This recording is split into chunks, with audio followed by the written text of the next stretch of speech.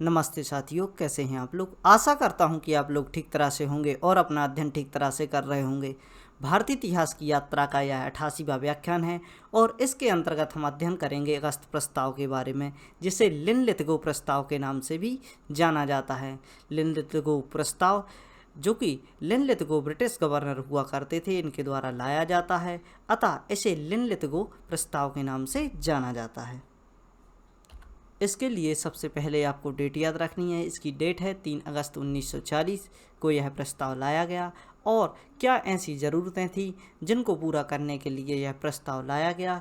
समय चल रहा है 1940 और विश्व युद्ध में भारत को शामिल करने की बात की जा रही थी, और इसी बात के चलते अंग्रेज़ों द्वारा, ब्रिटिश सरकार द्वारा विभिन्न प्रकार के लालच जो कि भारत को दिए जा रहे थे, उनके बारे में हम चर्चा कर रहे हैं। और जिनमें से यह जो अगस्त प्रस्ताव था, जो कि लिनलिथगो द्वारा लाया गया था, वह भी एक प्रकार का लालच था, जो कि भारतीयों को लुभाने के लिए लाया गया था। आइए देखते हैं इसके बारे में। थोड़ी सी जानकारी पढ़ते हैं ताकि हम देख सकें कि किस प्रकार की स्थितियां इस समय पर मौजूद थीं।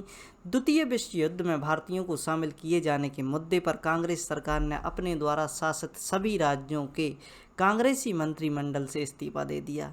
यानी द्वितीय विश्व युद्ध में शामिल करने की जब भारत में बात आती है तो कांग्रेस के सामने प्रस्ताव रखा जाता है।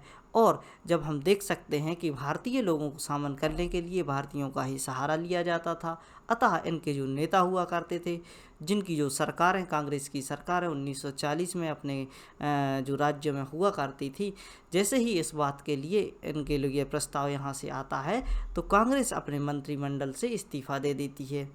उनका यह कहना था, मतलब इस्तीफा देने के पक्ष में उनका यह कहना था कि ऐसे किसी भी साम्राज्यवादी युद्ध में भारत को शामिल नहीं होगा जिसमें भारत की जनशक्ति और साधनों का दुरुपयोग ब्रिटिश स्वार्थों के लिए, कांग्रेस के लिए हो। यानी यहाँ पर हमें समझना चाहिए कि जो भारतीय संसाधनों का प्रयोग ब्रिटिश अपने हित के लिए कर रहा था, यानी इसको भारत के लिए, जो कि द्वितीय विश्व युद्ध है, इसमें शामिल करने की बात चल रही थी, तो इसके लिए तरह तरह के प्रस्ताव लाए जा रहे थे। यानी यहाँ पर हम देख सकते हैं कि जब मंत्रिमंडल द्वारा इस्तीफा दिया जाता है तो इसका प्रमुख कारण होता है भारत में जो भी क्षेत्र है वह द्वितीय विश्व युद्ध में शामिल होने से पहले अपनी शर्तों को मनवा ले, और इसी के चलते कांग्रेस द्वारा इस्तीफा दे दिया जाता है। और उनके पीछे रीज़न बताया जाता है कि भारत ऐसे किसी भी युद्ध में शामिल नहीं होगा जो कि साम्राज्यवादी युद्ध में शामिल नहीं होगा, जो कि वो अपने साम्राज्य को बचाने के लिए, अपने साम्राज्य का अस्तित्व बनाने के लिए लड़ रहा है, और उसके हित में हम अपने से युद्ध लड़ें।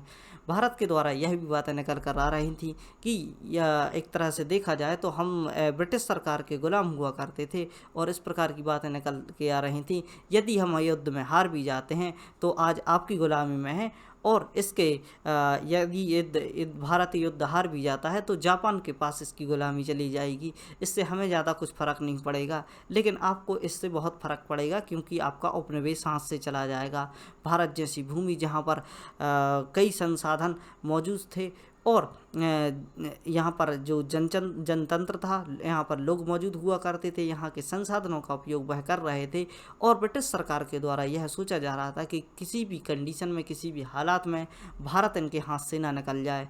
और इस प्रकार हम देख सकते हैं कि ब्रिटिश सरकार के समक्ष एक प्रस्ताव रखा जिसमें अंतरिम सरकार के गठन तथा युद्ध की समाप्ति के पश्चात स्वाधीनता प्रदान किए जाने का वादा था। यानी ब्रिटिश सरकार द्वारा, जो कि कांग्रेस सरकार हुआ करती थी, उसके द्वारा अपनी बातें रखी जाती हैं। इन बातों में दो बातें प्रमुख होती हैं। पहली बात कि यदि आप वादा करते हैं कि युद्ध के पश्चात अंतरिम सरकार का गठन किया जाएगा और भारत की स्वाधीनता के लिए वादा किया जाएगा कि हम आपको स्वाधीन कर देंगे, इस प्रकार की बातों को करते हुए भारत सरकार द्वारा, यानी जो कि भारत में कांग्रेस सरकार हुआ करती थी, इसके द्वारा यह बात रखी जाती है। इस प्रस्ताव के प्रति वायसराय लिनलिथगो ने युद्ध के दौरान कांग्रेस का सहयोग प्राप्त करने हेतु एक प्रस्ताव रखा, जिसे लिनलिथगो प्रस्ताव के नाम से जाना जाता है। यहाँ पर हमने देखा कि द्वितीय विश्व युद्ध के समय जो भी ब्रिटेन की सरकार द्वारा भारत पर दबाव बनाए जाते हैं कि आप द्वितीय विश्व युद्ध में शामिल हुई, यानी दबाव नहीं बनाया जाता है, एक प्रकार से इनको शामिल करने के लिए जो भी लालच दिए जाते हैं उन पर ब्रिटिश जो कि भारत की सरकार होती है, जो कि कांग्रेस सरकार होती है, वह पूर्ण रूप से इनकार कर देती है। और इनकार करने के पहले अपने जो पक्ष रखे जाते हैं, इन पक्षों में प्रमुख रूप से यह बात होती है कि हम किसी भी ऐसे साम्राज्यवादी युद्ध में शामिल नहीं होंगे जो कि अपने हितों की पूर्ति करने के लिए हो रहा है। यदि हमें स्वाधीनता प्रदान करते हैं और अंतरिम सरकार का गठन किया जाता है तो हम इस युद्ध में लड़ने की सोचेंगे।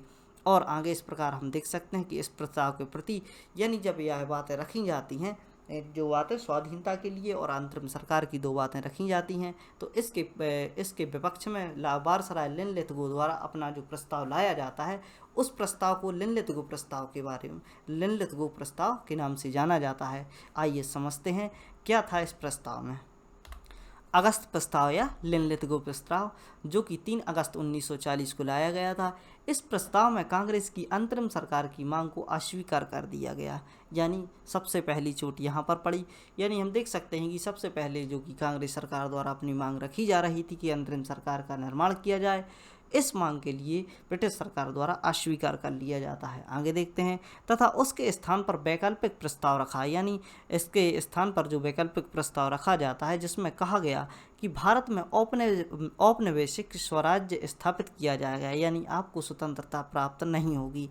एक ऐसे स्वराज्य का निर्माण किया जाएगा जो ब्रिटिश का औपनिवेश रहेगा। गवर्नर जनरल की कार्यकारिणी परिषद का विस्तार कर भारतीय सदस्यों को शामिल किया जाएगा, यानी भारतीय सदस्यों की जो मात्रा है उस मात्रा को बढ़ाया जाएगा, यानी इसका विस्तार किया जाएगा। युद्ध समाप्ति के पश्चात संविधान निर्मात्री सभा का गठन किया जाएगा। युद्ध सलाहकार परिषद का भी गठन किया जाएगा तथा अल्पसंख्यक वर्ग के विश्वास में लिए बिना किसी भी प्रकार के संवैधानिक परिवर्तन को स्वीकार नहीं किया जाएगा। यानी आप स्पष्ट रूप से इन बातों को समझ लीजिए कि जो अंतरिम सरकार की बात थी इसको अस्वीकार करते हुए इन्होंने एक वैकल्पिक प्रस्ताव रखा, यानी आपके द्वारा जो अंतरिम सरकार की मांग की जा रही वह तो हम स्वीकार नहीं करेंगे। इसके अलावा एक वैकल्पिक प्रस्ताव आपके सामने है, यदि आपको यह मंजूर है तो हम बात को आगे बढ़ाते हैं। इसमें हम देख सकते हैं कि इनके द्वारा कहा जाता है कि आपको औपनिवेशिक स्वराज्य स्थापित करने दिया जाएगा, एक बात। दूसरी बात, गवर्नर जनरल की कार्यकारिणी परिषद का विस्तार किया जाएगा, सदस्यों की संख्या बढ़ाई जाएगी।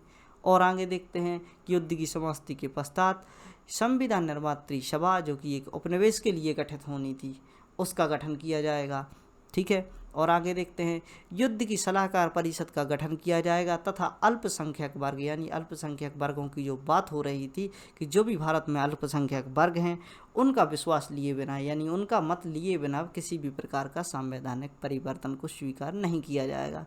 यानी भारतीय क्षेत्र में रह रहे अल्पसंख्यकों का मत विशेष रूप से लिया जाएगा। अतः जो भी बातें थी वह भारतीय क्षेत्र के लोगों को यानी कांग्रेस के लिए कड़वी लग रही थी, क्योंकि ना तो वह यह चाह रहे थे कि भारत को उपनिवेश बनाया जाए, कार्यकारिणी परिषद का विस्तार की बात भी नहीं कर रहे थे, उनको स्वराज्य चाहिए था। और युद्ध की समाप्ति के बाद निर्मात्री सभा का गठन किया जाना था। और जिस प्रकार की बातें इनके द्वारा रखी गई उस प्रकार से यह सभा का निर्माण भी भारतीय क्षेत्र की कांग्रेस सरकार द्वारा अस्वीकार कर लिया जाता है। और आगे हम देख सकते हैं कि इस प्रस्ताव को कांग्रेस ने तुरंत अस्वीकार कर दिया, क्योंकि तत्काल भारतीयों को सत्ता प्रदान किए जाने की मांग कर रहे थे। यानी यहाँ पर हम देख सकते हैं कि भारतीयों द्वारा तत्काल सत्ता प्रदान किए जाने की मांग की जा रही थी, क्योंकि एक छलावा जो पहले हो चुका था, महात्मा गांधी द्वारा प्रथम विश्व युद्ध के समय अंग्रेज़ों का साथ दिया गया और भारतीय लोगों को प्रथम विश्व युद्ध में शामिल करने के लिए इनसे आग्रह किया गया। और महात्मा गांधी ने भारत के क्षेत्रों में घूम घूम कर आप द्वितीय विश्व युद्ध में शामिल हुई, अंग्रेज़ हमारे हित में कार्य करेंगे, क्योंकि यह जो युद्ध समाप्त हो जाता है युद्ध समाप्ति के बाद सारी बातें झूठे निकलते हैं। और इसी प्रकार की बातों को समझते हुए महात्मा गांधी जो भी यहाँ के जो भी प्रस्ताव आ रहे थे उनको अस्वीकार कर देते हैं और ब्रिटिश सरकार के जो भी प्रस्ताव है इनको छलावा मानकर अस्वीकार किया जा रहा था। यहाँ तक अस्वीकार किया जा रहा था जहाँ तक भारत को स्वतंत्रता की, यानी जो भारत को एक स्वतंत्र राज्य का दर्जा नहीं मिल जाता तब तक यह स्वीकार नहीं करना है।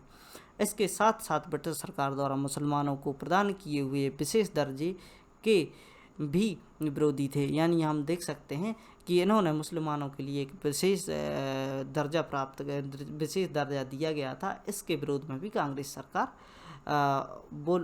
बोल रही थी। वहीं मुस्लिम लीग ने इसे स्वीकार नहीं किया। इस प्रकार कांग्रेस व लीग द्वारा इसे अस्वीकार कर दिया गया। यह अपने उद्देश्यों में पूर्णता रहा। यानी हम देख सकते हैं कि जो भी इसके द्वारा जो लिलितगो के द्वारा प्रस्ताव लाया गया था वह पूर्ण रूप से अस्वीकार कर दिया गया। अतः हम देख सकते हैं कि और एक बार जो भी भारत को शामिल करने की बात हो रही थी उसमें भारत और ब्रिटेन सरकार की सहमति नहीं बनी। आशा करता हूं कि आपको यह जो कि जानकारी है वह ठीक रूप से समझ में आई होगी। इसी प्रकार के अध्ययन के लिए देखते रहें, जो भी लेक्चर्स आते हैं चैनल को सब्सक्राइब करें, लाइक करें और ऐसी मुहिम चलाएं कि जो भी बच्चे इस प्रकार की जानकारियों से वंचित हैं उन तक यह जानकारी पहुंचा सकें। पढ़ते रहिए, खुश रहिए। धन्यवाद। जय हिंद। भारत माता की जय।